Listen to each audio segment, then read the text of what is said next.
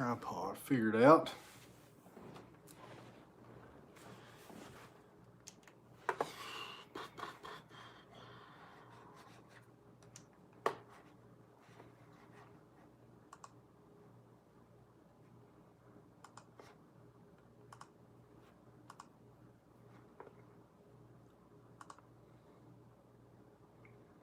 There's Killinger. Tim, you were not first. Tim Fuller tried to be first on here, and Killinger beat him to it. There's my buddy Josh down in Georgia. Johnson City, that's just up the road from here. How's it going, Mike? Thought we'd do a little live video tonight here and see how it goes. I meant to do one Friday, but didn't get around to it. Had something going on. So, there's my buddy Craig. We'll try to catch up here today. Or this evening, rather. So, there's Keith in Georgia. There's Dawn down in Georgia. Jay from Alabama. There's Mike Morgan. Mike's on here with us tonight, guys. Most of you people are familiar with his channel, I'm sure. Let's see here, Jonathan. Let's see here, Buffalo.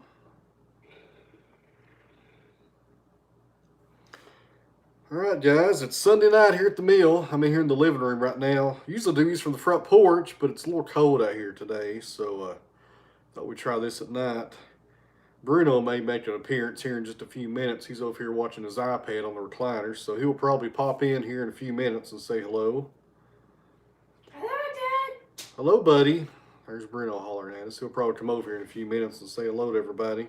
Cold, well, Killinger, it was in the 30s today, and I know that's really not cold, but last week it was in the 60s and 70s, and it was a drastic change there, so I know it's not real cold, but compared to the 70s a few days ago, it feels pretty cold now.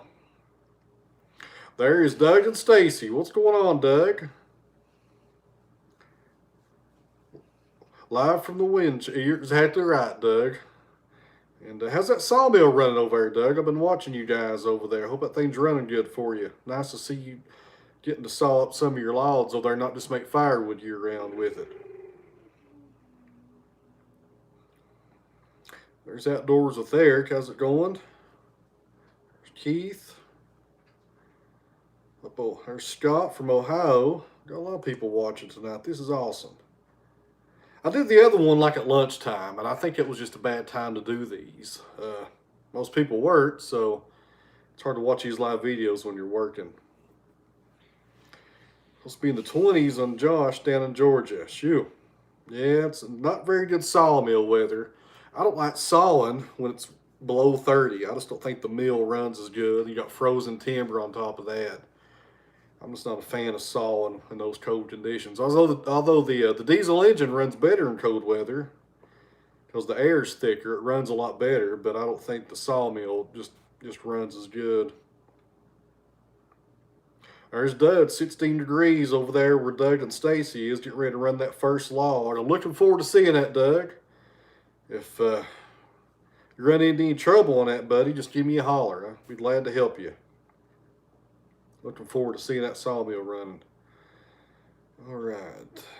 So, we got a few Patreon questions here to answer. Blue Ox asked about breaking blades. What's your advice? And if you're watching Blue Ox, kind of jump in here and let us know what kind of sawmill you're running. I failed to ask you that. I'm not sure what kind of mill you're running. But I have... Mike Adams without a kiln. There's Tim and Churchill.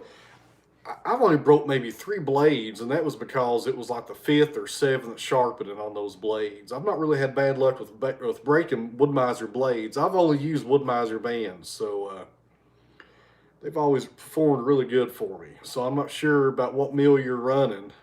And you might want to send me an email over on the Patreon site and we talk about this further. But I've just not had bad luck with the Wood-Mizer blades. I know people who've had bad blades before. They'll get a box of 10 blades in, And it will actually be a bad run of blades, and they'll have a lot of breaks in those blades. And usually Wood-Mizer will have those people send them back to them because they want to study those. Because Wood-Mizer has a very, very meticulous blade sharpening and blade making factory up in Indiana. They let me check it out when I was up there, and they are very serious about their blades up there. And this ain't a sales pitch for those guys. They take blades just extremely serious up there. If you're using Wood-Mizer blades though, buddy, and they're breaking on you, contact those guys because they will want to have those blades back and study them and see what's going on, and they'll reimburse you and give you new box of blades, I'm sure. Okay, yeah, 100 people want, yeah, smash the thumbs up. I agree there, guy. Okay, there's Tim Fuller. He runs 2 sawmills over in Iowa. He's talking about he's broke blades in the past. He didn't release the tension at night. Very important when you're done for lunchtime or the night or the week or sawing, take the tension off those wheels because you got those belts on your band wheels, and if you keep that tension on there, it will make a flat spot on your belt. So what's going on, Hank? How about you, buddy? And so you want to make sure you release that tension because that will build up stress, especially if you don't saw for maybe a week or two. You know, that can, you know, like Tim's saying, he had bad luck right there. So release that tension. That's a big deal right there. There's Chris with the super chat. Appreciate it, Chris. That's awesome, buddy. Thank you very much. Really love you guys do the super chats. That's awesome. Really appreciate that. Okay.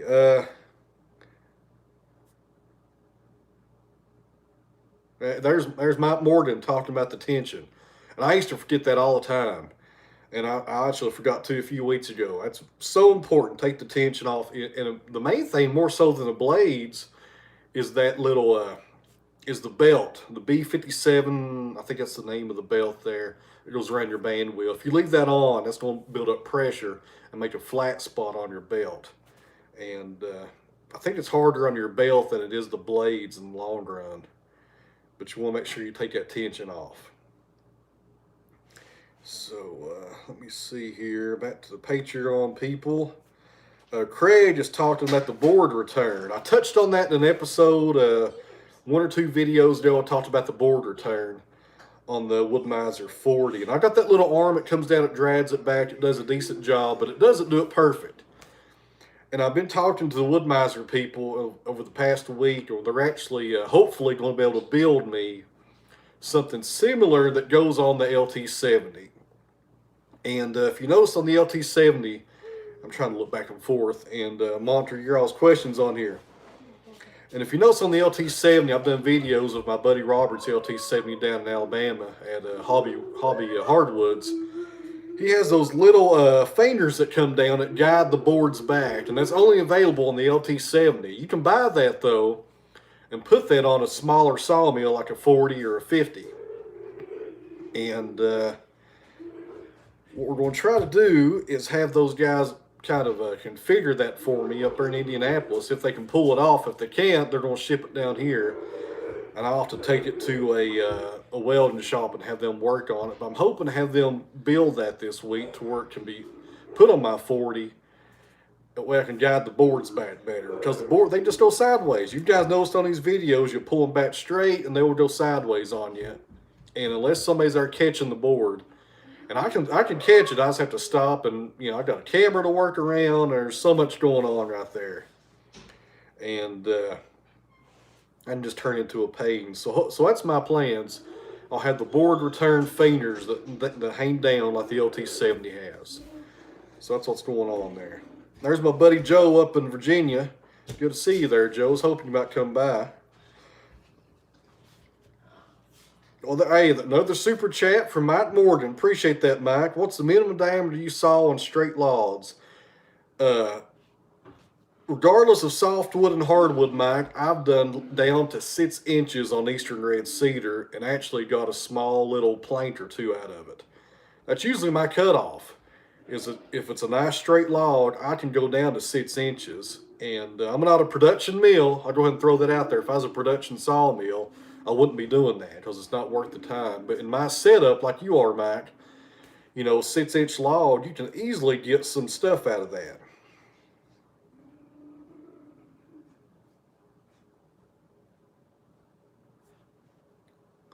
So, let's see, had to block somebody, guys. Sorry about that delay right there. Got a few trolls popping up in here. But yeah, down to 6 inches, because our eastern red cedar gets it doesn't get big down here. So down to 6 inches and you're good.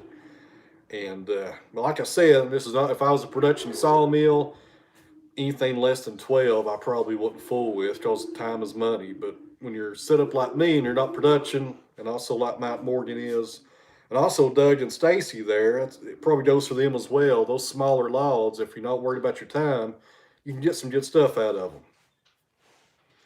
All right, guys, this is good tonight. Got a lot of people popping in here. This is awesome. So, appreciate the super chat, Matt. That's awesome. Really appreciate those. Hey, Bruno. Somebody's asking about you. Come here and say hello. Our buddy Joe in Virginia would probably like to say hi to you. Come on over, bud. Come on, Joe. Bruno's making his nightly appearance. Lean over here in the camera. Reach down. Oh, you're so big. Look at the camera. Say hi, everybody. Say hi. Hi. All right, buddy. There's Bruno making his special appearance here tonight. He's more interested in M&M's in there at the table, I think. Okay, basketball's going good. He had his first game, he had his second game on Saturday. It's going good. He enjoys playing. He has a good time. He plays in the Upward League, which is a church league here they have. He enjoys it. He does pretty good. All right, guys. So, hello, Douglas. I'm trying to catch up here. Outdoors with Eric. Appreciate that. All right, let me see here. No more people on Patreon had any questions, I don't think. I think it took care of those. Go back and check those later. Blue Watts, if you're watching, buddy, send me an email and let me know what kind of sawmill you're running and what kind of blades, and we'll try to work on that problem you're having. So, whenever somebody has trouble with the sawmills, it always interests me, because I'm probably going to have that trouble down the road, you know. I like to already have the answer before it happens to me. It's good to know those problems, especially with blades. Blades are so important when sawmilling, so important. All right, guys, let me see here. There's Kevin. There's a long-time viewer, Kevin. Good to see you there, Kevin. You've commented on my stuff for years, buddy. Appreciate having you here. The largest log we can cut is 20 feet long, and the largest diameter rated for the LT40 wide is, I think 38 inches is what they say is the largest, but you can go much bigger than that. I mean, if you don't care to octagon it down, you can get a lot bigger log on that. There's no problem with that. You know, it just really depends on your clearance. My building, I got good clearance. I can go pretty high with the head. But you can go pretty good size. You can probably go up in the mid-40s with the LT40 wide and be just fine. All right. Do you support the Woodmiser Pro Sawyer? I do, Craig. I'm on the Pro Sawyer network. I've done demos for a lot of people over the years through the Pro Sawyer network. It's really good to be a part of, because if somebody buys a sawmill, after they look at your sawmill, then they give you so much credit based on what mill they buy. It's a really good program. Woodmiser does a really good job with that. Okay, let me try to catch up here. Best way to move logs with large logs.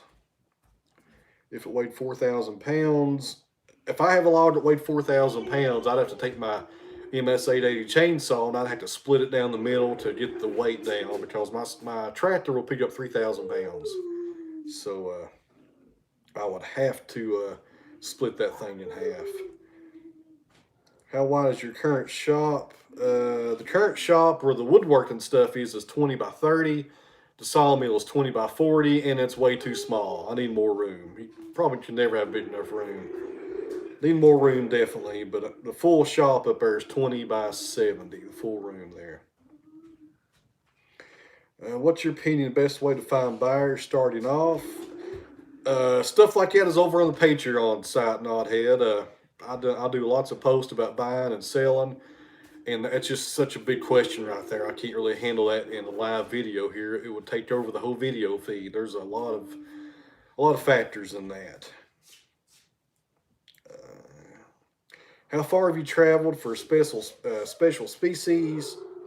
Well, the main log yard that I get timber from when I buy logs is about 45 minutes away. It's probably the furthest I've ever went. I would go further if it was a nice log, but an hour would probably be about as far as I would go unless it was just a one-of-a-kind black walnut log. And then, I'm not going to go too far, though, because y'all be careful on these major highways with the DOT. Traveling on these major interstates, you don't watch your weight. If you go over that certain weight class, you don't have a DOT sticker, well, the Highway Patrol would get you on that. You gotta be careful on stuff like that.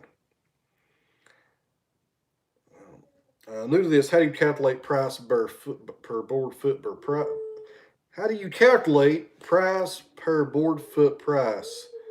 That's another long answer right there, Steve. And if you're interested in Patreon, you can go join over there, and I talk about stuff like that over there, and I answer private questions, and I call a lot of the guys as well. If somebody on Patreon has a question like this, I usually just get their phone number and call them, and we have a conversation about that, because there's just so much that goes into that. There's no short answer on stuff like that.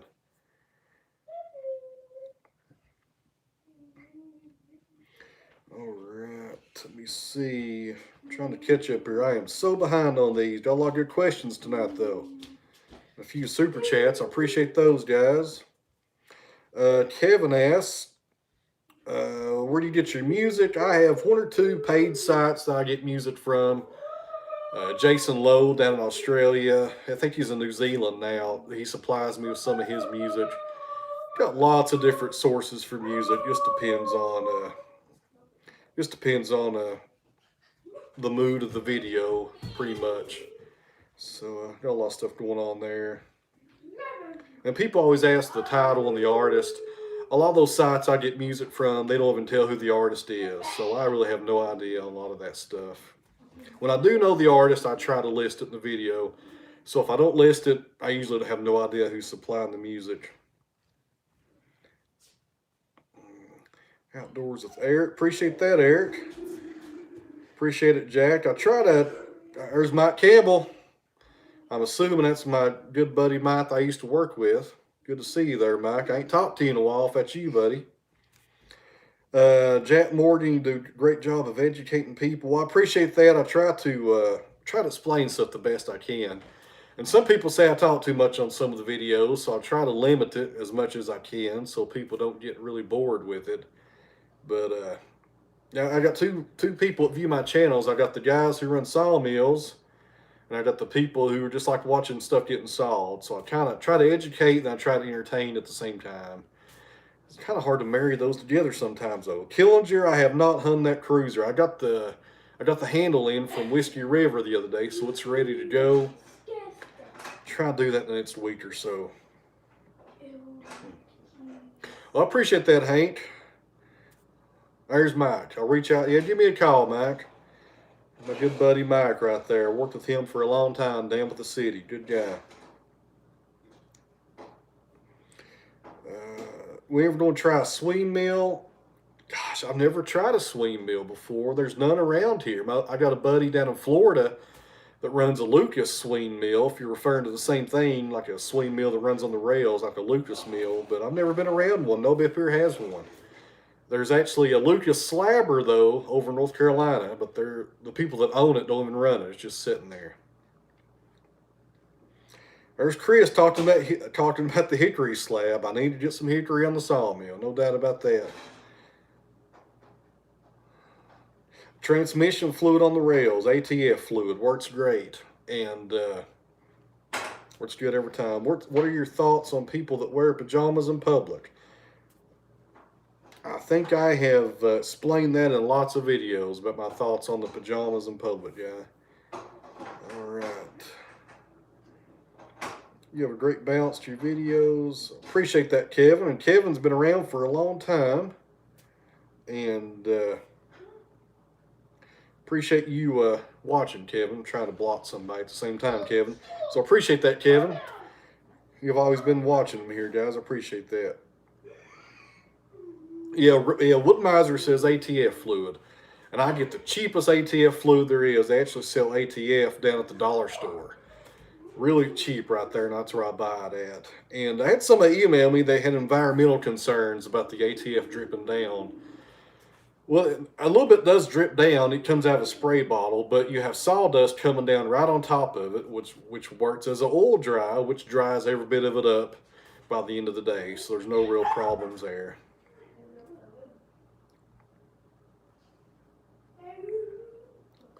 You need some more mods, brother. Well, actually, yeah, couldn't hurt right there. The trolls aren't too bad tonight. I usually have.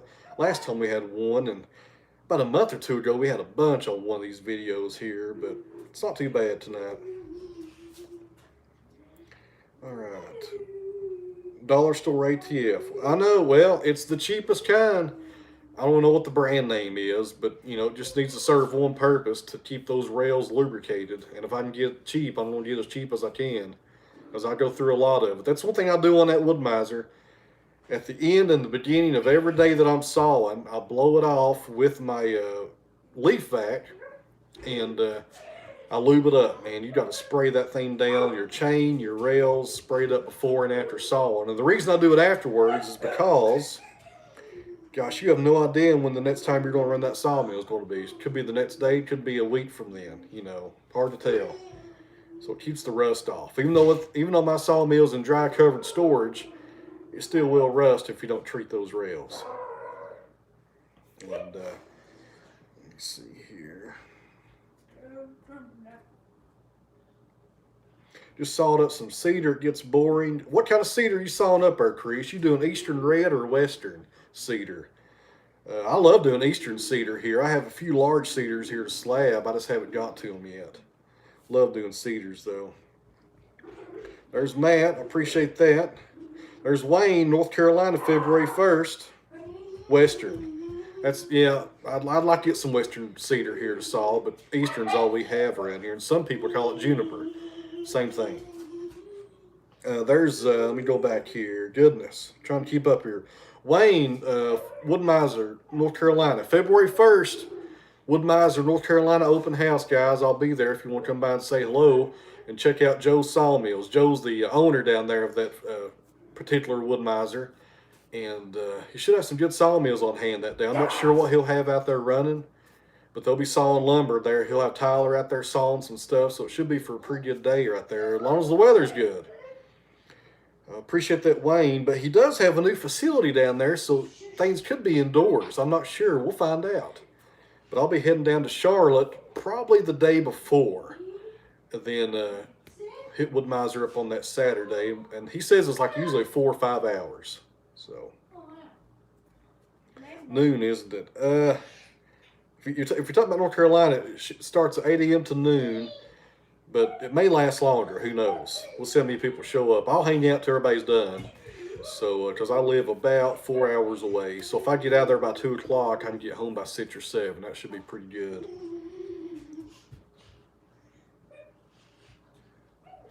We're going to the national. There's Hank. I wish you could go to. I wish that we could go to Charlotte. Yeah, Josh down in Georgia. There's Hank. Hank's Hamiltonville Farm. Check his channel out, guys, if you haven't already. If you're interested in the Mahindra tractor that I'm running, Hank has done tons of videos on the 4540, which is pretty much the same thing as mine. It's just a few less horsepower. So go check him out there on YouTube. Hamiltonville Farm does a lot of great tractor videos down there. Favorite wood to saw, black walnut. Number 2 is going to be white oak when I can quarter saw it. And actually, red cedar is up there in the top 5. I just haven't gotten on the mill in a whole. I've not even put on the mill on this new one since I've had it. Need to put some red cedar on the mill. Robert, it's a 12-hour drive. Well, Robert, that's a pretty good haul, I guess, for just an open house. We'll try to hook up one day, Robert. Robert's been watching my channel, I think, since the beginning. He's been with me for a long time. He's a good guy. He's over on the Patreon site. He's supported me for over 4 years now. I can't say enough good things about him, Robert. I really appreciate you. All right. Let me see here. I got 30 logs for sale, Eastern Cedar. Douglas, are you close to me? If you are, let me know. Mike, bring some cherry down here anytime, or maybe we can meet halfway. I don't know. You're not too far from me there, Mike. Mike Morgan should come down here one day, but if he comes down here, he's going to regret it, because he's going to run a fully hydraulic diesel sawmill, and he's going to go home and scratch his head, because he's got a good mill, but I'm telling you, I've told Mike on the phone, those hydraulic mills are hard to beat, guys. When you run one and you've got the easiness of those hydraulics, it's nice. It is so nice. You'll really like it. He's laughing about that, but it's the truth, Mike. But I'll meet you halfway, Mike. Mike gets some nice cherry up there, some top of the line cherry timber. It's really nice stuff. All right. Saw and humidity question. Yeah, I answered you on that last video, and I'm pretty sure I gave you the right answer. I'm going to talk to my buddy Robert next time I talk to him down in Alabama. And if I was wrong about that, I will put that out in a future video, but I think I'm right about that. Let me see here. I asked somebody about cedar. I asked Douglas. He's not responded. Decatur, Alabama. It's not too far from here.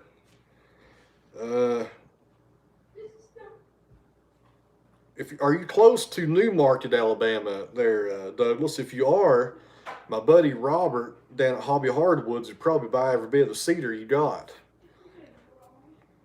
Okay, I don't know if you've ever sold anything to Robert, but he saws a lot of cedar. That might be a pretty good place to sell some logs to. Robert's a great guy. I hit Robert up all the time for stuff. A wealth of knowledge. I hit Robert up the other day and I told him, well, he's probably not watching. He's probably too busy stacking boards right now as he works all the time down there at Hobby Hardwoods. But I tell him all the time he needs to write a book on sawmilling. He is so knowledgeable about a wood miser mill. He just knows so much about them. He's a really good guy.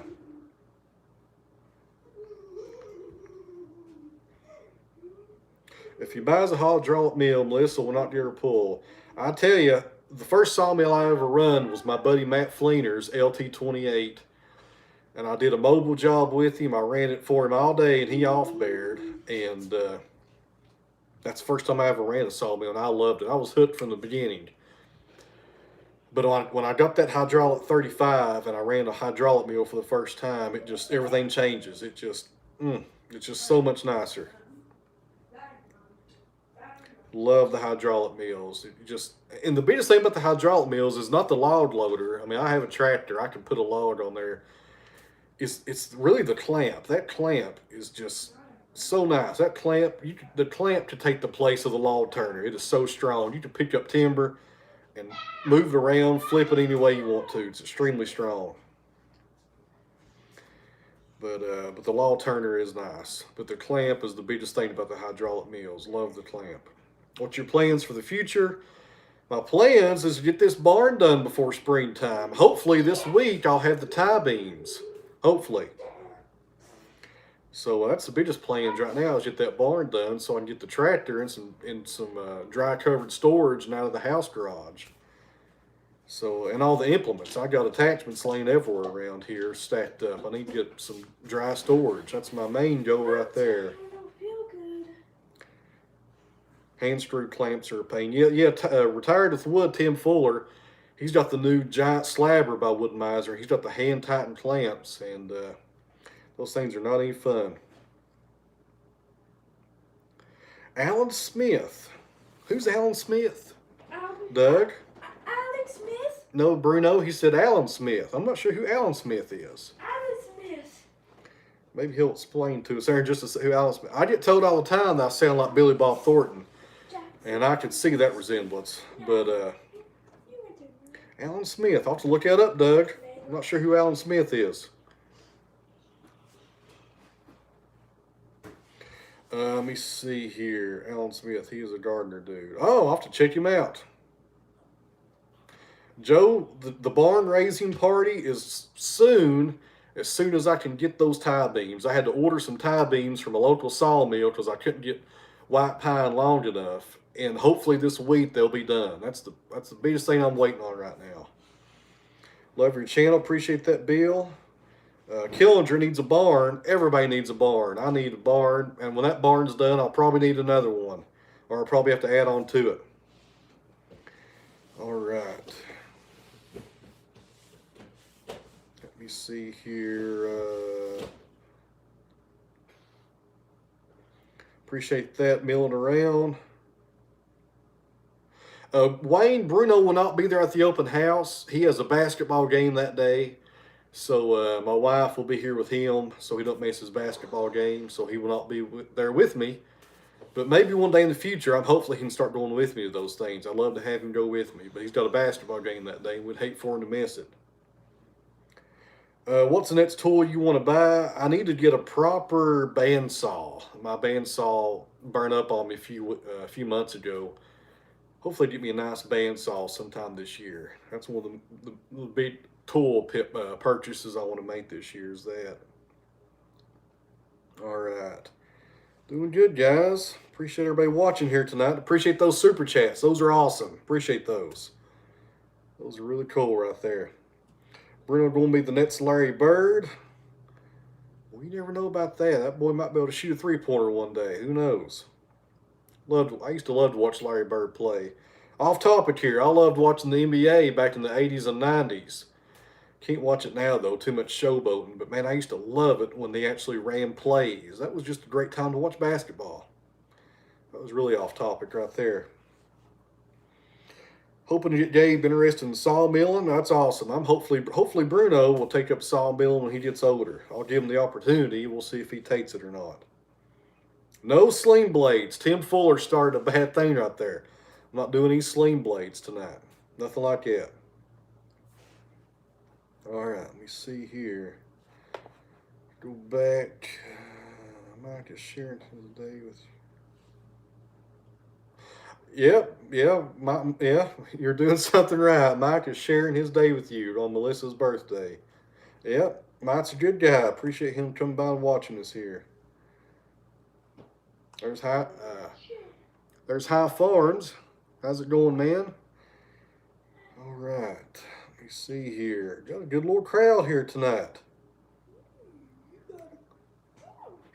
All right, what size is your tractor? The tractor we have here is a Mahindra 4550. It's right at a 50 horsepower, pretty good sized tractor. I think with the tires weighted down and everything in, I think it weighs almost 85 or 9,000 pounds. Pretty heavy tractor, and it will lift up 3,000. That's the main thing about it. Great front end loader. All right, I've been playing the D15. Not very much. I'll tell you, I played guitar growing up and banjo, and I played the piano a little and stuff like that, and I just wore it out growing up. I played guitar, gosh, it was just ridiculous how much I played guitar growing up. I played it for hours and hours. I played in bands. I sung in a few bands. Thought I was going to be a rock star when I was younger. I had all these weird, crazy, teenage rock star dreams and stuff. Had all these electric guitars and all this equipment and stuff. And it really just got old, and I got so burned out on playing. I sold everything when I was about 25. I think I sold all my electrics and my amps and went down just having an acoustic because it was just simple. But I really don't play it much at all anymore. It just kind of sits in its case. Every once in a while I'll get the nerve and I'll play for a few hours, but not very often. I should play more often, though. You're right about that. All right, I'm trying to catch up here. I'm behind. That was too long of an answer. See you, Tim Fuller. Appreciate you coming by. All right. Let me see here. Douglas, this will sometimes this super chat or these chats are erase. So go to one of my videos and find my email address and send me one on there, because I have my email address on all the videos. So just go ahead and hit me up over there. All right. Let me see here. Trying to catch up. Stay behind. James, one of my Patreon guys, sent me some sycamore slab pictures. Those were nice. I love sycamore. I really like quarter sawn sycamore. I would just be very careful during drying. I can't remember if those are green or if they've been dried already. Be very careful when they get dried, because sycamore has a terrible tendency to warp on you because of the interlocking grain. That's why we like to quarter saw it here. But those are nice. Sycamore is really nice, and if you can have good luck drying them, I've just not had very good luck drying it here unless I quarter sawed it. Twist up on me every time. Well, just finished watching the Chiefs get the win, so the Titans lost, I guess. Sure, hate to see that. I used to watch the Titans years ago. Don't keep up with them much anymore though. Looks like they lost though. All right, you're a wood star. No, I just enjoy making these videos, showing you guys what I'm working on here. I just enjoy that part of it. Didn't really want to try to be a star or anything like that at all. You know, that's the part of this I don't really enjoy is the notoriety of it. I'm just here to kind of share what I'm doing, guys, and I love to run that sawmill. But I appreciate that though. I do appreciate it. All right. Iron Oak Sawmill. There's my buddy Iron and Oak Sawmill. He runs a YouTube channel also. The timber frame, I talked about that a few minutes ago. I'm waiting on my tie beams. Had to order tie beams from Shawn Lumber up in Butler. As soon as they get done, I'll go grab those and we'll stand up half the building. So hopefully this week they'll be calling and those will be finished. Been waiting about 3 weeks on those.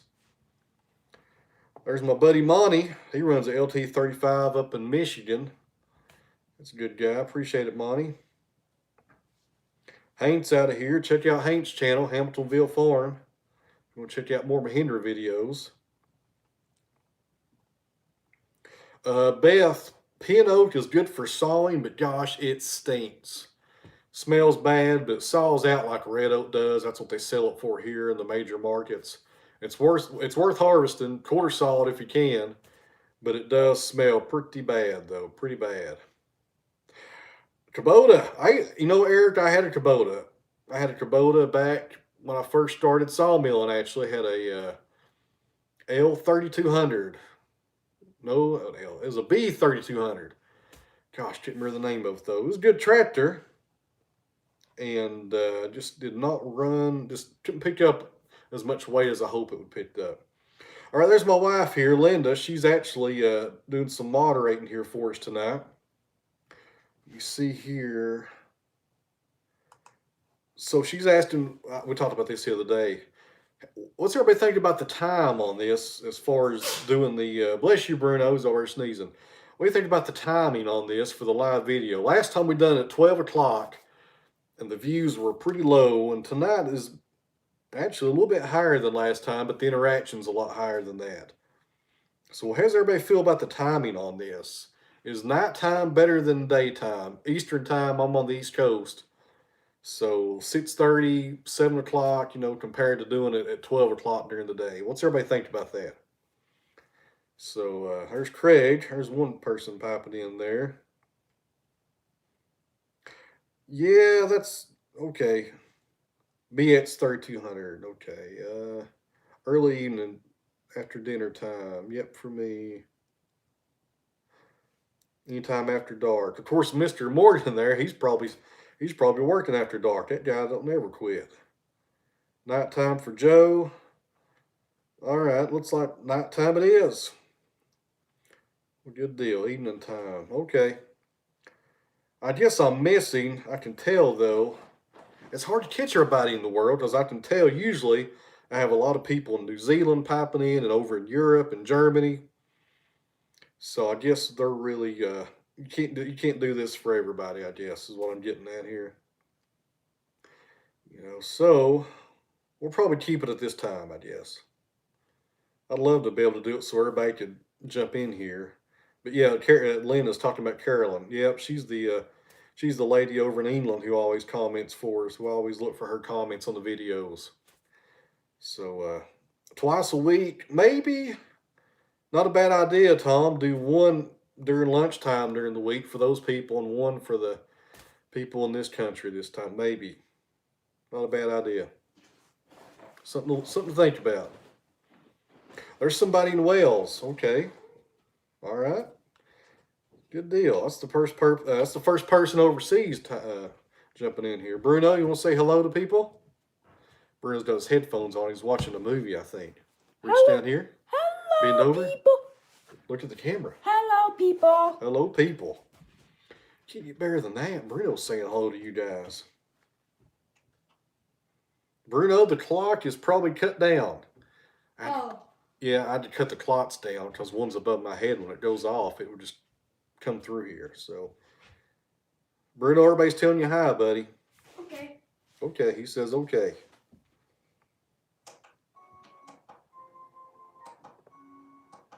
Jack, perfect time. Old people like me get to bed. I understand that, Jack.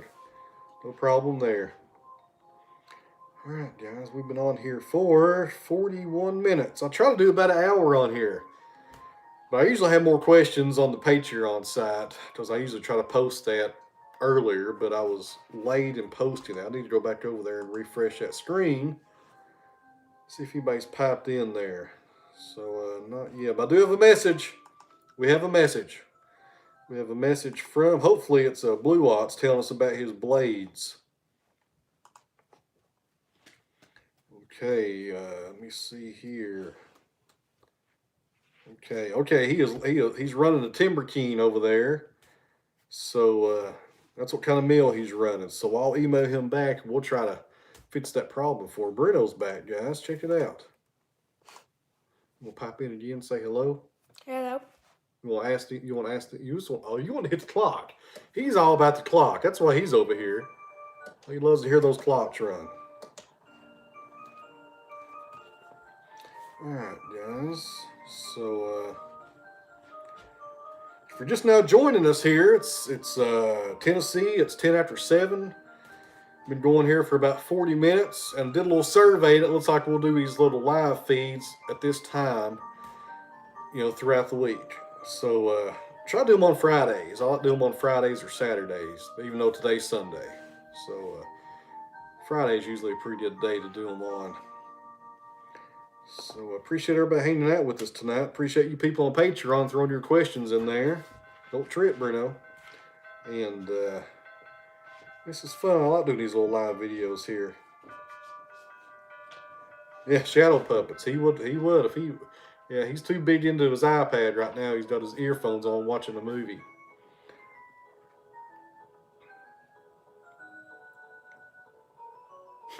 You're right, Joe. Bruno, if things work out right, I'll be working for Bruno one day here. That's the overall goal here, buddy. Jeff, 2 cats now. Yes, we have Mama Cat, of course. And we have Lucy Cat. I've been calling her Susie lately. She was rescued by my sister-in-law downtown. She was put out. And we got her a few weeks ago. So now we have 2 cats here. They're both in the garage right now. Have to put them up here at night because we got coyotes here and they'll kill them.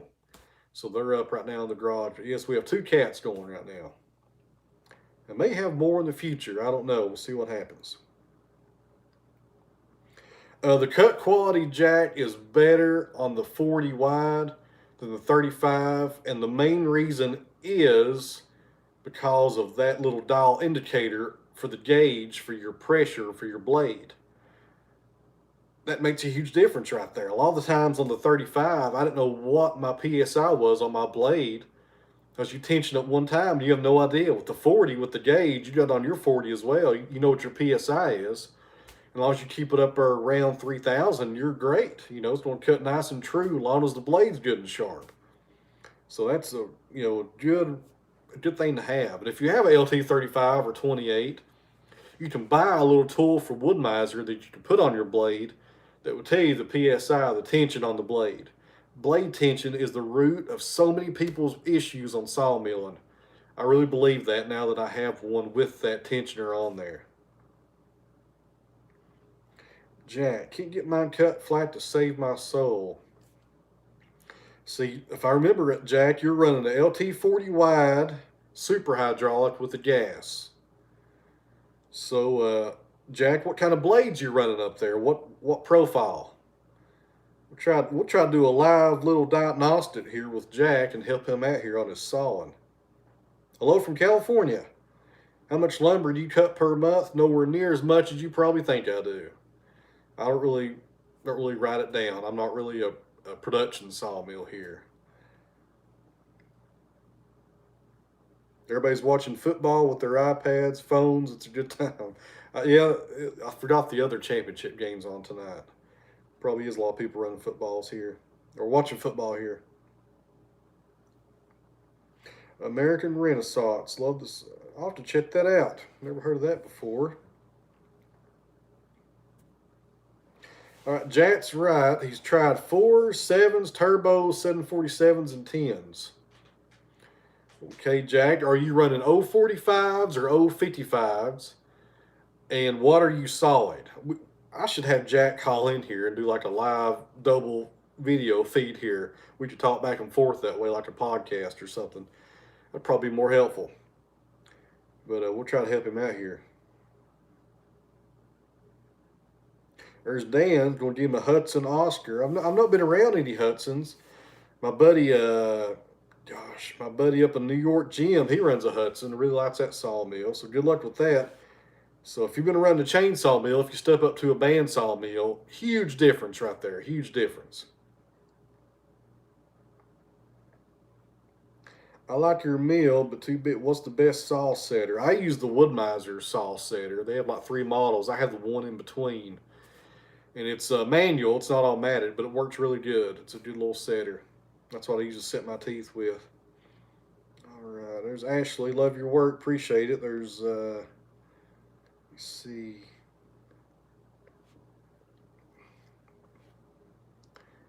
Tom, bearing issues. Let me see here. Thinking of going to a 70s, what Douglas talks about. 70s, a mean sawmill. That is a mean mill right there. You get like a 50, I think it's a 51 or 55 horse Yanmar diesel on those new 70s. That is a powerful sawmill right there and extremely fast.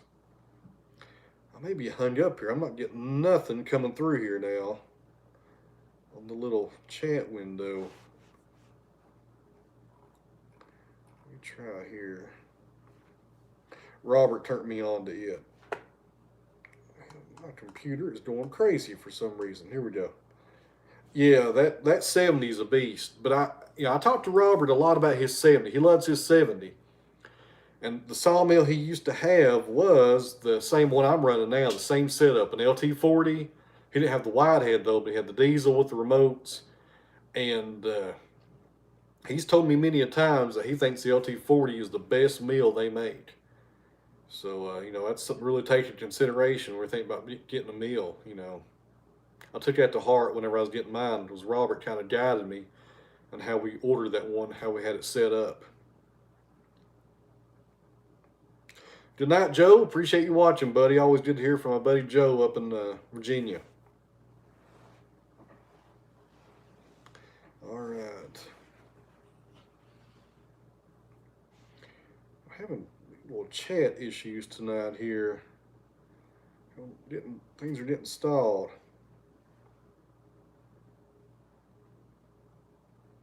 Jack, you're not clogging up nothing there, bud. Try the 055s with an 055 blade, and I think you're probably running a 38 horsepower gas on your 40. I think that's probably what you're running since you have a super. Get you some 055s. An 055 blade will cut flat even when it's dull. There's something about that difference right there in the thickness. All my wider high dollar slabs, I always use those 055 blades because it cuts really good and flat. Call up Indy and order you a few of those 055s, and you will notice a huge difference in the flatness of your cut if the blade is causing the problem. And it could be your feed rate, or a lot of people on these sawmills, a lot of people go too fast, and a lot of people go way too slow. And some people tell me I go too slow, but when I'm not videoing, I go a whole lot faster, because when I'm videoing, I got all these cameras that go on, 3 cameras going, a GoPro, the DSLR, iPhone X on the left over here. I'm watching all this stuff go on, and it's really hard to focus on my saw speed, and I want to kind of go slow so everybody can see what's going on. When the cameras aren't running, gosh, that 40 diesel can just eat through the timber. It just tears right through it. But I still can't go as fast, too fast with it, because it will start taking bumps in the timber. I don't care what mill you got. So check your speed and get some 055s. And also your buildup. I'm assuming you got a Lubemizer with that. I think the Supers come standard with the Lubemizer. Pour that water on, especially on that pine. I dump the water on the blade because the pitch builds up something awful on there.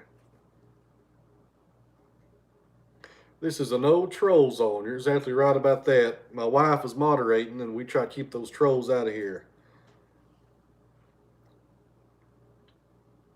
There's David. Good deal. Those are nice suspenders. I have about 4 pairs. I love those things. They come from up in Oregon, and they're kind of expensive, $40-some, but gosh, they last a long darn time. I think they'll probably outlast me. Really good suspenders. Dan, what you can go by in a gas sawmill, you can go by the sound on speed rate. A gas engine will let you know really fast if you're going too fast. Really fast if you're going too fast. I said it twice there. That's something else, Jack. Check your adjustment. Do a full adjustment on your mill and make sure everything's good to go. Go through that whole procedure. And I don't think you move your mill around much. I think it stays in your barn most of the time. But do it, check your alignments. And call Joe down in North Carolina. I think you went and saw Joe when you got yours, if I remember right. Give him a call and tell him what's going on. Him and Tyler, man, they'll help you out. Those guys are good to go. They'll spend some time with you. But I think if you try an 055, you'll be surprised how much flatter it cuts. But the only thing about 055 is that you got to be careful because you can only resharpen an 055 about 3 times, and that band it'll break on you. That's the only downside to an 055 is less sharpenings. That's not a problem, I don't think, when you get flatter cuts. So try that out. Do that alignment as well, and check your feeds. If you was closer, I'd come up there and watch you and try to help you out on that. Okay, there's somebody new to the channel. I can't pronounce your name, buddy, but I appreciate you watching. And my Tennessee accent here has a hard time pronouncing people's names from other part of the country. There's my buddy Great Plains Craftsman, Tim. Done a great timber frame build on his channel. Go check him out. Great Plains Craftsman. He built a fantastic 16 by 20 timber frame. Really nice building. Just really nice. It looks really good. He's helped me out a lot on this build I'm doing here. B&B Forge, there's another good guy. Appreciate you watching. It's like Ishmael. Okay, Ishmael. Help me out with the pronunciation there. Appreciate that, buddy. Appreciate you watching tonight and hanging out with us here. All right, guys. I think I'm caught up here on a lot of the questions. There's Clyde from Canada. Appreciate you watching up there in Canada. And Blue Watts, if you're still watching, I got your email about the blade issue, and I will respond to that tonight as soon as we're done here. We'll try to see if we can find out what your problem is there.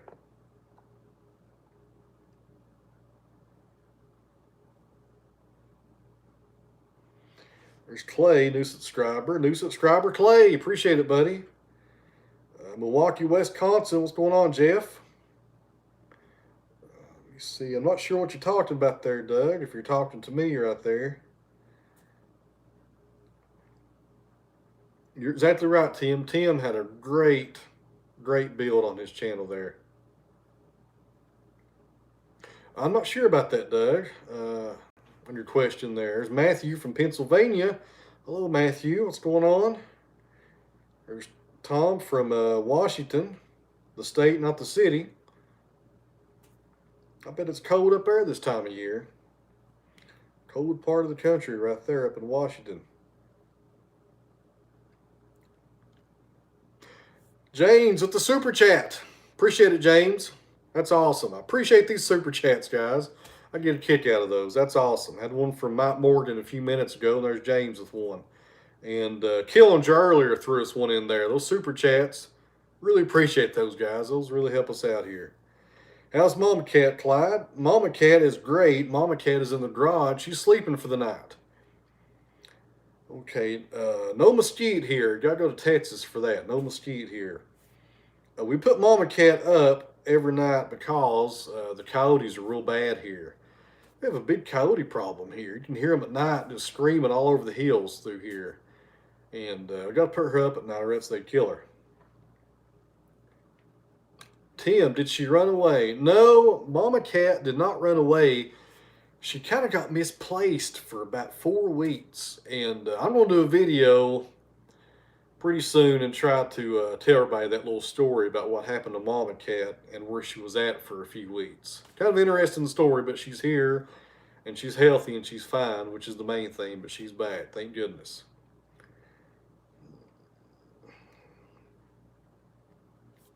All right, now, let me see here. There's my wife talking about Mama Cat there. We are very happy to have her home.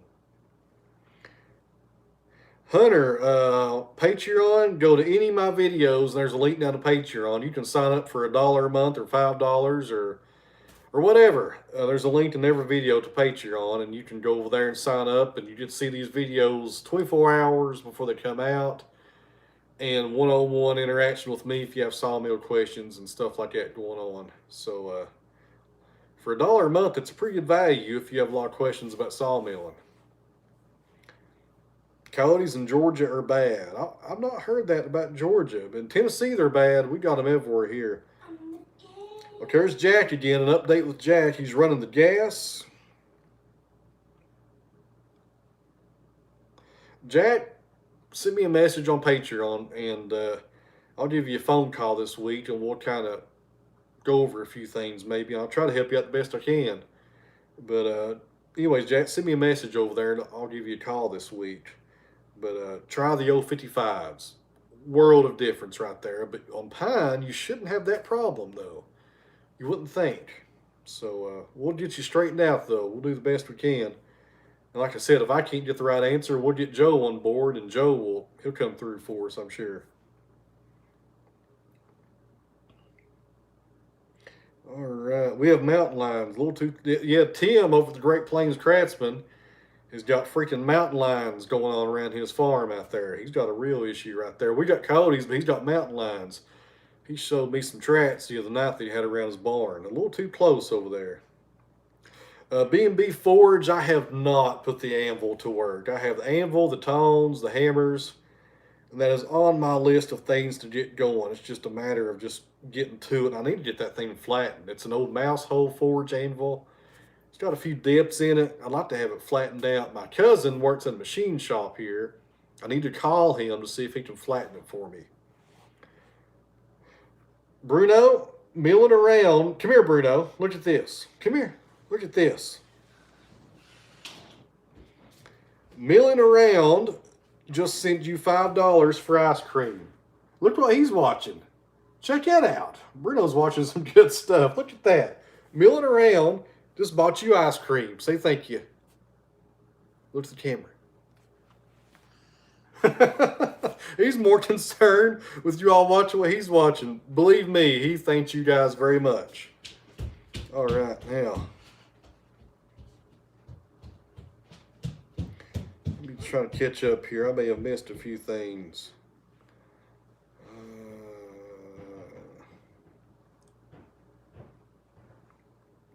All right, if I'm missing some of your comments, I apologize here. I'm trying to keep up with everything here. Okay, appreciate the super chats, though. Really appreciate that, guys. That's awesome. You guys are awesome.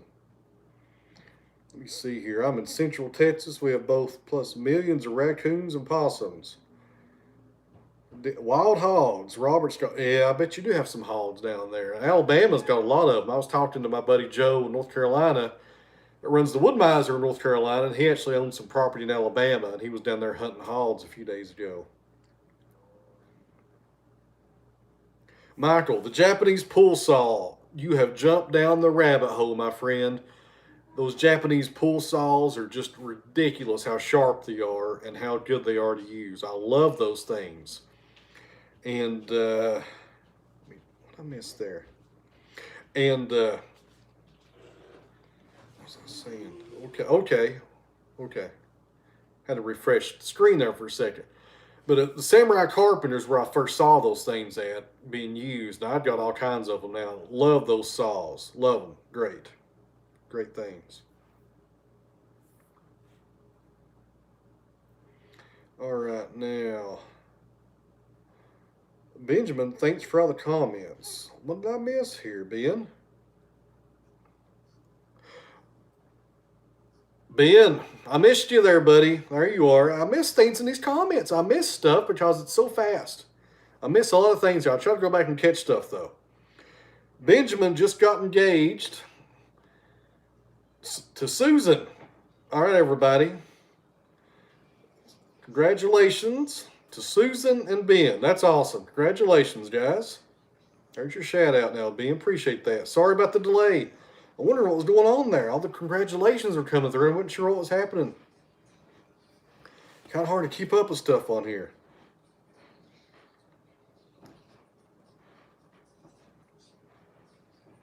James talking about raised hogs taste as good as what's he? Wild. Okay, this is a hunting question here. James is talking about wild hogs versus farm raised hogs, pigs. You know, same thing. I have heard that wild hogs that they're shooting out west in places, I've heard that the meat is delicious. On the Joe Rogan podcast, I listen to that podcast all the time. He has a lot of hunters on there, and they're always talked about how good the wild boar meat tastes. Never had it, so it's probably really organic, I guess. But I'd like to try it one day, though, because I love bacon and stuff like that. I love pork. That's a very good question, though. But Joe Rogan talks about it all the time, so it must be pretty good. James, the trick is dispatch them when they're calm. Thanks, everybody. Susan, can't believe you just did that for us. We'll do it again. Congratulations to Ben and Susan on their engagement. Congratulations, guys. That's awesome. They have a little different flavor, but it's good.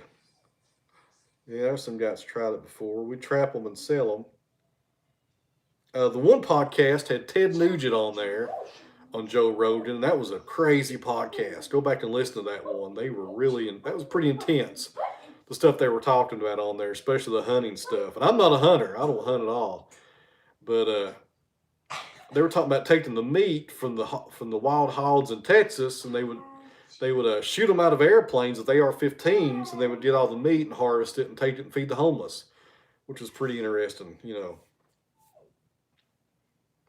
All right, so this little this live video is turned into a hunting discussion. You never know where these little chats will go to, I guess. This is pretty neat.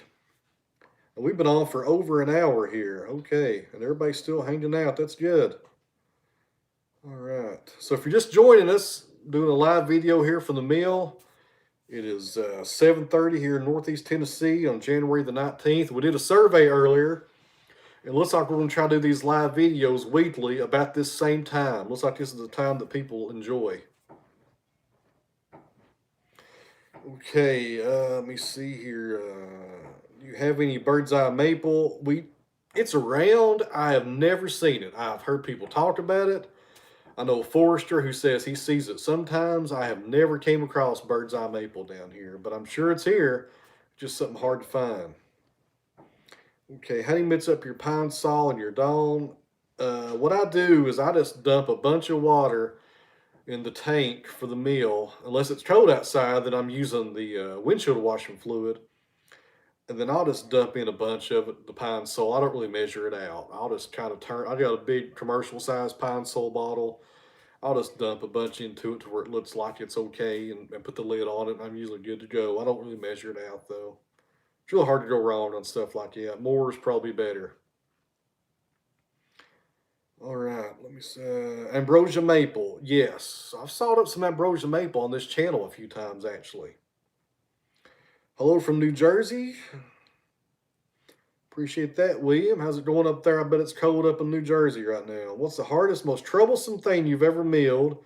I sawed up a hickory log that had been on the ground for about a year with my LT35, probably 5 or 7 years ago, and it was just a pain. It was about 20-inch diameter. The gas engine had trouble with it. It was very hard wood. It was like I was running a 9-degree blade, which was not very smart. I should have been running a 4-degree blade. And the guy wanted a beam cut out of it, so luckily I just had to make 4 passes, but it was the longest 4 passes of my life on the sawmill. Took forever. He was standing there watching me. I looked like an amateur because it was a hot mess. It was just bad experience right there. Learned a lot since then. Dollar Tree down bottle of 5 gallons of water. That's pretty close to being right there. I may use a little bit less than a bottle. But in the cold time, friends, I'm telling you, in wintertime, I don't show it on the channel, but a few weeks ago, I did not do this, and I had a purge issue on the Lubrication, and I had a freeze up on the line, and actually a check valve busted. I've got that thing partially repaired. I got a new one coming, but most of the time I use the windshield washing fluid from November till springtime because the weather's so unpredictable here and it will freeze up on you. So I'm usually adding the pine sol to the windshield washer fluid.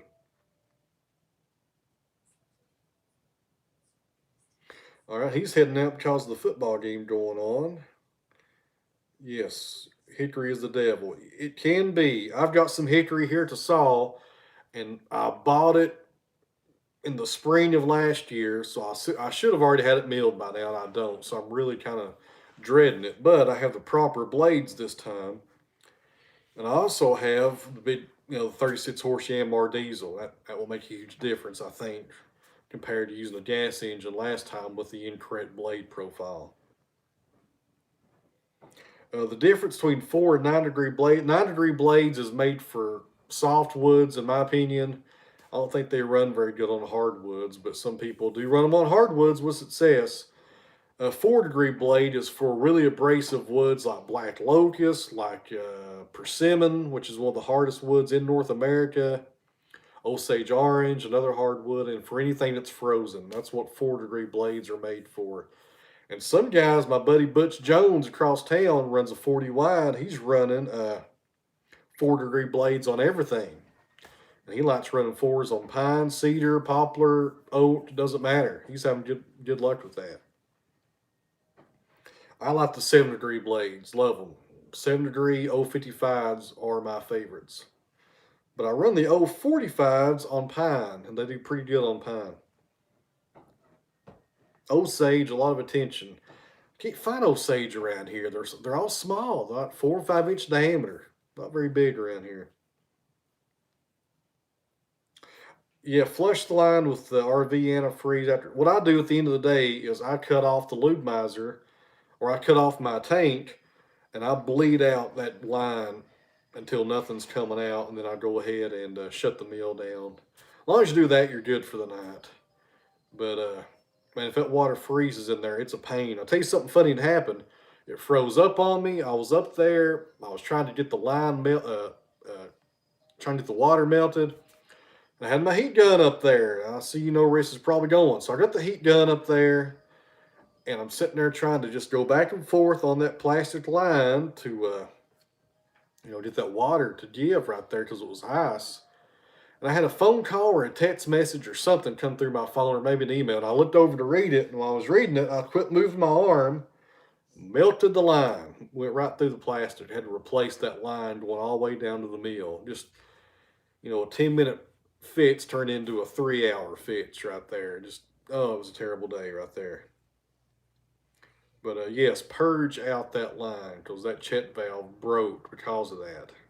That's like $15 repair. Joyce, does the wife ever? No, she usually doesn't come up there very much. If I need her to help, I'll holler and she'll come up help me move some stuff. But usually I'm up there by myself.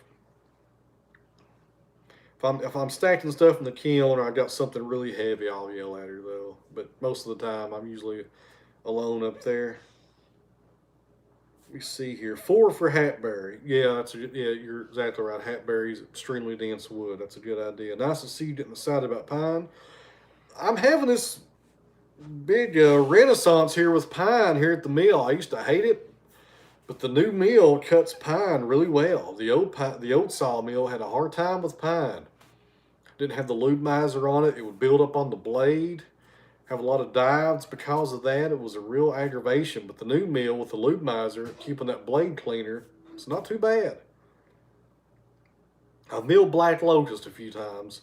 Never milled any honey locust. I have milled some black locust before though. Extremely hard, but it's really nice if you can find some locust that's solid. Most of it's here got rot right through the middle, just junk. Yeah, it is good looking stuff for furniture. It's pretty stuff. If you can find something salvageable, it doesn't grow very well here for some reason. Over in Boone, North Carolina, I think they have some good locusts over there at higher elevation. It grows better over there for some reason. All right, guys, let me see. It's been pretty good tonight. This is the longest live video we've ever done. So appreciate everybody watching here tonight. I really appreciate you people with the questions. Yes, a lot of the ash borer is killing us here. It's getting every bit of the ash. It'll be gone in 10, 20 years. Ash trees will be gone, I think, unless something changes. Okay, no exotic wood. I never saw nothing exotic here. No exotic woods. But like I was saying, I appreciate everybody on Patreon asking questions over there and support me on the channel. All right, I appreciate everybody watching this live video and getting in here with us. I really appreciate those super chats. I really like seeing those come through. Those make this kind of worthwhile when people start doing the super chats here. Kind of make things neat here. I see those come through. I really enjoy those. Yes. Good night, Robert. Appreciate you, guy. Robert's been hanging around me since the beginning. Robert's awesome. Robert Evans. Appreciate you, Robert. I got a guy I do sell bowl turning blanks to. He actually made us a little walnut bowl a few weeks ago, actually. Redbone Mike is headed out. He's headed out for the night. The views are dropping just a little. Mike Morgan's headed out. See you, Mike. Thanks for stopping. Thanks for the super chat, Mike. I appreciate that. Thanks for stopping by tonight and hanging out with us. All right. So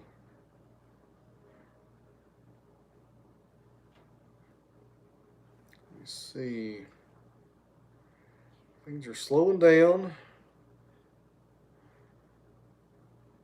Let me see. I'll check Patreon people one more time. Make sure nobody jumped in there with another question. And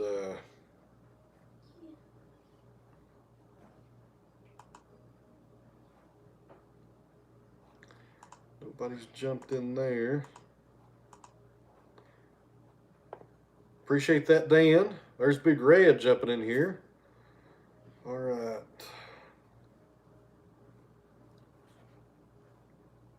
Yeah, you're right, Tom. That's pretty neat. There's Mr. Smith from the UK, late getting in here. How's it going? People are still coming in. People are still coming in. The door's still open, guys. Come on in. Grab a chair. Great channel, thanks. There's Dan heading out. There's James heading out. Have a great evening. Appreciate you coming by, James. Appreciate you watching this channel. You guys are awesome. Make the chair. Yeah. All right. Let's see here. Come to Roanoke soon. You never know. We might head up there one day. Appreciate it, Terry. Yeah, those notifications are weird. Some people tell me they don't get notifications from my channel. And somebody emailed me the other day and said they were unsubscribed from my channel somehow. So I don't know how that happens. I don't know if there's like glitches in YouTube or what goes on there. I'm not sure what's happening there, but some people are not getting notifications to a lot of my videos we put out on here. I try to put a lot of videos out. I put out 2 videos this morning. So go back if you're wanting to watch some sawmilling. Put 2 out this morning, back to back. No redwood. I would love to saw up some redwood. Never sawed up any redwood though. All right. Have you cut? No barrels. Not cut up any burls. I sawed a burl off a tree one time and sold it to a bowl turner. Never sawmilled any burls before. YouTube shenanigans, maybe, but the other YouTube's just such a big thing. And there are those engineers working at YouTube, and there's little glitches in the system. You know, I guess problems like that happen. It's just a huge, huge format there, and that's a lot to keep up with. And I think they said they had like 100 hours of video uploaded every minute to YouTube or something. Crazy numbers, just crazy. 50 tons of pine in 2 months. That's a lot of pine. What are you doing with all that pine? I may have missed something earlier there. All right, let me see.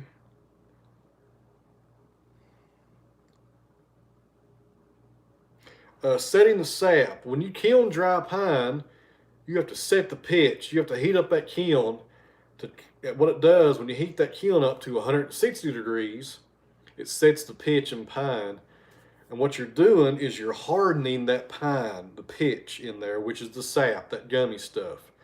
So if you think about it, you got a board with pine and you got you can see streaks of pitch in the pine. And it's sticky when you touch it. I don't know why I'm using my hands here. There's no pine board in front of me. When you touch that stuff, it's sticky. What you want to do is heat that kiln up, and it makes that pitch solid. 160 degrees for 24 hours will make it solid, and you're good to go at that point. That's why sometimes, why aren't you watching football? I don't watch the NFL. I watch college football some. We don't watch the NFL here. When you go to Lowe's or Home Depot and you see pine sometimes, you touch it and it's really sticky. Not pressure treated, but regular just store-bought pine and fir. It's usually not been heat treated accurately, and that's what's going on with it. All right. Let me go back here. Make sure I'm keeping up. How big is your kiln? 10 feet deep, 7 feet ceilings, 11 feet wide. Thank you on the video this morning. Appreciate that. Okay, there's Jennifer White Wolf in Oregon. Appreciate you watching. Let me see here.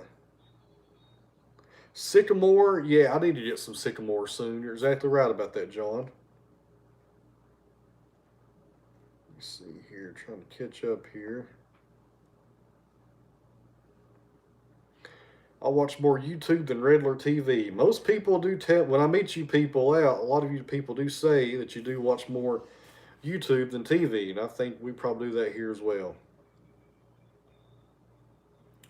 Who is Mama Cat's favorite? I'm assuming you're meaning favorite right there. Friend? That's Lucy Cat. What's another cat we got a few weeks ago. And Lucy's not too friendly. She's kind of pawing at her a little bit there. She's not too friendly to her yet.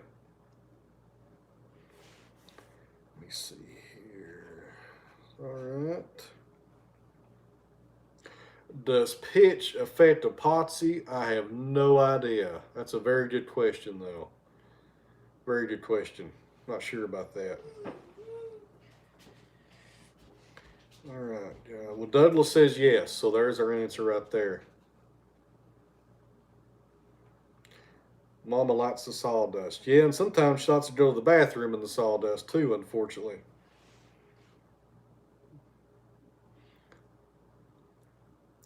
No, I'm not cutting cypress up here.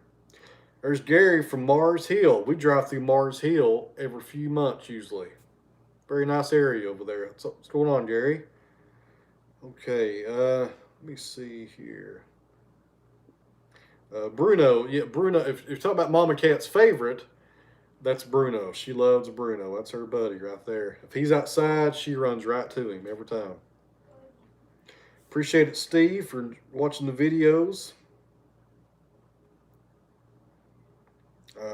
Paducah for epoxy, the oil kills it. Yeah, there's a lot of those exotic woods and epoxy. I don't know in the long run. A lot of people love these big river tables and stuff, and in 10 or 20 years, how's that stuff going to hold up? I kind of wonder about that.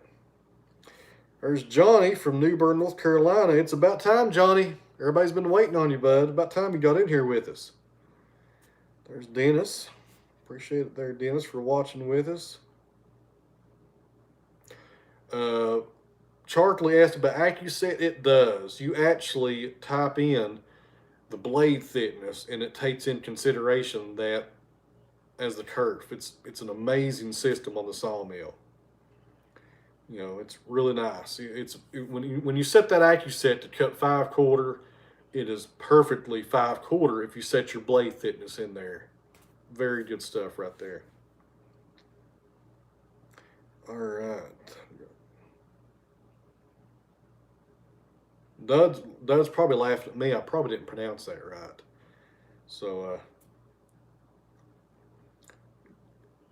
appreciate that, Johnny. Try to get some more videos out this week. See how things go around here. Got a lot of stuff going on this week. Got some white pine coming in this week. And got some old reclaimed timber coming in this week also, maybe.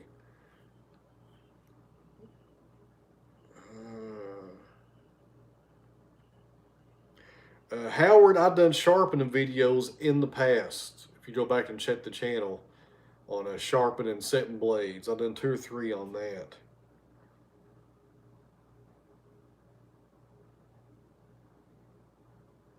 Monty, there is not. Monty's got the simple set on the 35, and it does not take into consideration the blade thickness. What I did on the 35 is I would set, if I had it set for 5/4, or if I wanted to cut 1.125, I would set it for 5/4. That way I would go ahead and figure it, you know, you got to figure it in your head. You know, on the simple set. If you want to cut 1-inch boards, you set the simple set for 1.125. That's what I would do on that mill. It's just not as convenient, but it does the same thing. You just have to add in that thickness when you set up the simple set. Works really good though. That simple set is awesome. I love that feature. Really good. 21 degrees where Clyde is. You can keep it there, Clyde. That is cold right there. Shoo. We had 65 and 70s in the past 2 weeks here, so it dropped down to 30s today. I thought I was going to freeze to death.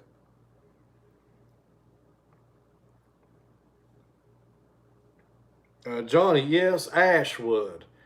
Ash trees are dying out, and if you could hold on to some of that, people will want that stuff in 20 years because they can't have it. It's like wormy chestnut, same deal. Hold on to it because people will want it later on down the road just because it's gone. You know, wormy chestnut's the same thing. People want that stuff because you can't have it anymore. All right, guys. This is an 1.5 hour long chat here, guys. This is a long one here. Yes, the I Go Blind song, I've played many a times, has got the best response ever on all my videos as far as the music choice goes. People love when I play that song in the videos. Chestnut making a comeback. If they have engineered that seed to withstand the blight, it probably will. So hopefully they'll be able to do that one day. It'd be awesome to see giant chestnut trees again. Probably won't see it while I'm around, but maybe in 100 years. Alright, guys. Let me see here. So... mixed with Chinese chestnut. Interesting. Huh. Hopefully they'll get it right and we'll have chestnut trees again. That'd be awesome. Alright, let me see here. Check on stuff. What was the really smooth cut you had a blade set of? The really smooth cut a few videos back on the pine was actually a plain 7 degree 045 double hard blade, factory set. I had not set or sharpened that blade, and some blades cut. You can get a box of blades from the factory. Some blades will cut better than others, and it's just the way it is with blades. You know, with Wood-Mizer blades, all 10 of those blades, in my experiences, are going to cut really well. 2 or 3 of those will cut just a little bit better. It's just, I don't understand that, but it's just in the configuration, I guess. And they have there's probably a little bit of room for error on the set, and I don't know why it does that. Some of them set better than others, but those were cutting great the other day. That blade's still on the mill. I'm still sawing with it. Lower 30s. Shoo. Getting chilly this time of year for Dan as well. Your place is, you appreciate that, Dennis. We got a lot of work to do here, Dennis. We've not even scratched the surface here on the stuff we want to do here at the mill. Well, I mean, we've not even begun on the major task here. A lot going on this year, a whole lot going on. There's Don heading out. Appreciate you watching. Barrels want to know about playing guitar. I need to do that more. I need to get my Martin out and play some more. So I'll probably do that in the future. Negative 41 for Barry. Barry wins. And all these people throwing their temperature out there. Unless somebody from Norway is going to jump in here, I'm pretty sure Barry, he's got the coldest temperatures going on right there. Shoo. Alright. Alright, guys. An hour and a half. Well, this is awesome. You guys have stuck with me here for an hour and a half tonight. This is awesome. Had several super chats from people. I really appreciate those guys. Somebody even milling around even bought Bruno ice cream. This is hard to beat.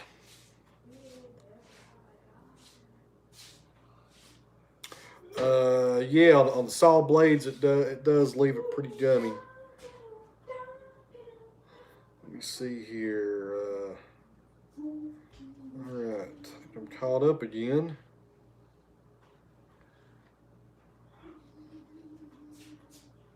Well, appreciate it, Dan. I need to play more. I got tons of original riffs and stuff I've made over the years, and I've forgotten most of them. I need to start playing more, though. Okay, this is good. Y'all got little Q&As going amongst you on here. This is awesome. This is really cool here. Everybody's kind of helping each other out. All right, guys, we've done an hour and a half. There's Monty, 16 degrees in Michigan. Dud plays saxophone. That's pretty neat. Okay, not much polar bear and berry. Pine probably cuts better faster you get it on the mill. It doesn't do too good sitting on the ground for a while. It probably cuts better the greener it is. Playing the first tune you recorded. If I can remember how to play it. I forgot more than I can play anymore, it seems like. Probably 5 sharpenings, and it usually will break, usually after about 5 sharpenings. And you can usually see the gullet getting really, really small, and usually go ahead and just throw that in the scrap bin. I actually don't have a scrap bin. I got a guy across town that comes and gets all the scrap metal whenever we have stuff. The new build, very soon. You may not have caught that earlier, Ian, but I'm waiting on 4 tie beams to be sawed at a very large sawmill up in Butler. They're sawing 18-footers for me. I couldn't get 18-foot logs, so I had to outsource those. So they should be done this week, as what I talked to them Friday. Hopefully this week we'll have the tie beams here. We can actually start putting some posts together and standing up some of the timber frame. There's Matt down in Kansas City. 20 degrees down there. How's the timber frame coming along? That's all I'm just saying. We got 4 posts done, got joinery done, waiting on the tie beams. They should be here sooner than later. Road trip, yeah. When we go get the tie beams up in Butler, me and the wife will be heading up there with the trailer. They got a giant circle mill up there, and they can saw, I think he said, between 30 and 60 feet long.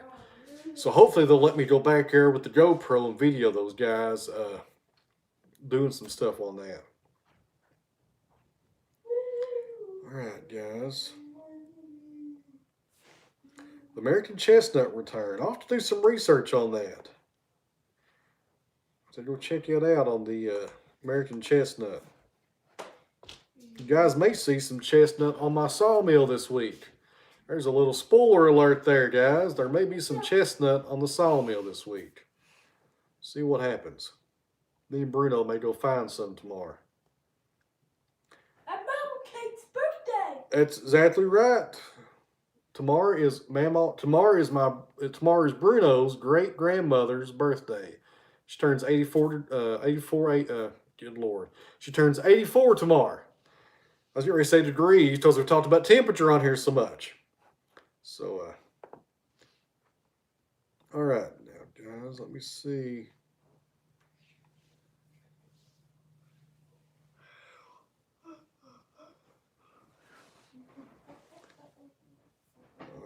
Noonan, Georgia. I was down there last April. All right. Yes. All right, we're going to call this one done. This is 90 minutes of live video. And I appreciate everybody watching tonight and interacting. It's 8 o'clock. Me and Bruno have something planned at 8 o'clock. I think maybe popcorn. So looks like we got to make some popcorn. No, we got a game. We got to play a game? We got to play a game. It's 8 o'clock. We got a game we got to play. Probably pie in the face. So appreciate everybody watching. And these super chats, I really appreciate you guys. That means a lot. Appreciate everybody on Patreon supporting the channel. And we're going to sign off here. And the email coming from Doug. I'll be looking forward to that. And that's about everything we got to talk about, I guess. Good deal. Good deal tonight, guys. Really enjoyed doing these. We'll try to do these every week about 6:30. Hopefully maybe on Fridays. Try to do them on Fridays. All right, guys. All right, we'll see you on YouTube in a few days, hopefully. Hopefully sooner than later. Mike Campbell, give me a call, Mike. There's Mike piping back in. All right, guys. Appreciate everybody watching.